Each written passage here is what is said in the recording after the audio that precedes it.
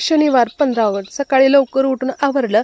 आम्ही निघालो आरवडेकडे. घरी नाश्ता केला नव्हता त्यामुळे मग मिसळ हे नाश्ता छान केला. त्यानंतर मग शिदोरी घ्यायची होती तर जिलेबी सुद्धा शिदोरी म्हणून घेतली आणि आम्ही 1-1.5 तासाच्या प्रवासानंतर आरवडे इस्कॉनला पोहोचलो. छान असं दर्शन घेतलं, छान सगळीकडे परिसर फिरून पाहिला.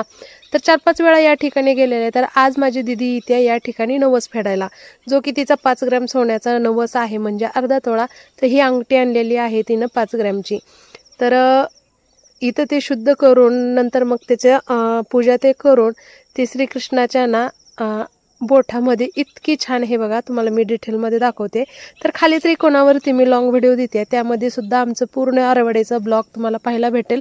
इतकं छान वाटलं ना, हे बघा डायरेक्ट श्रीकृष्णाच्या बोटामध्ये अंगठी, इतकं छान सगळ्यांना.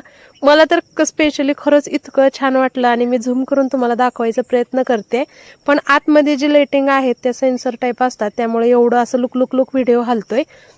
त्यानंतर चरणावरती ठेवून सोबत फूल आणि हे दिलं आणि मग त्यांनी सांगितले की दानपेटीमध्ये तुम्ही हे दान करू शकता. हे बघा दीदीच्या हातामध्ये दिले. तर ही माझी मोठी बहीण आहे, दीदी म्हणतो आम्ही सगळेजण, दीदी भाऊजी पण आहेत सोबत. तर हे तिच्या मुलासाठी बोललेला नवस होता जे की पूर्ण झालेला आहे आणि ती प्रत्येक नवस जे काय बोलले होते तेच ती पूर्ण करत आहे. तर हे बघा अंगठी ना दानपेटीमध्ये जात नव्हती तर ती अंगठी पिळायची होती, प्युअर सोनं. तर ती अंगठी पूर्ण असं त्याची तार केली सरळ आणि मग ती दानपेटीमध्ये त्यांची पूर्ण फॅमिली आलेली होती. तर त्यांचं गाव आहे धाराशिव म्हणजे उस्मानाबाद जिल्ह्यामध्ये तुळजापूर तालुक्यात. तर तिथून ते आरवडेच्या मंदिरला आले होते, सांगली जिल्ह्यात तासगाव या ठिकाणी. तर हे माझे दाजी म्हणजे माझे भाऊजी, जानू, ढमू, त्याची पूर्ण फॅमिली तुम्हाला लॉंग व्हिडिओमध्ये बघायला भेटेल.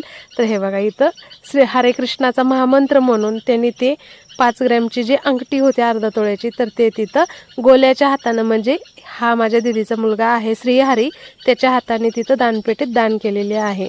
तर नवस पूर्ण झाला. प्रामाणिकपणे तिने तिचे नवस पूर्ण करत आहे आणि आजच ते इथलं दर्शन झाल्यानंतर पंढरपूरला जाणार होती आणि पंढरपूरच्या विठ्ठल रुक्मिणीला पण सेमच तिचा नवस आहे अर्धा तोळ्याचा. तर ते सुद्धा ते तिथं पूर्ण करणार आहे. त्यानंतर हे तिच्या जाऊबाई, तिची पूर्ण फॅमिली छान दर्शन केलं आणि इतकं सुंदर डेकोरेशन केलेलं होतं आज आरवडे इस्कॉनमध्ये.